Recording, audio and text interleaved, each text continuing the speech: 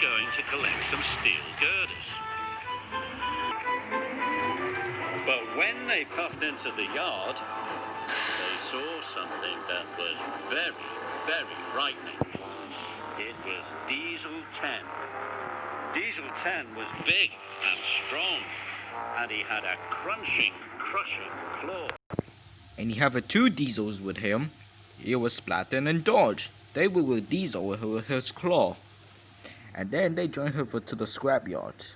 Diesel 10 was big.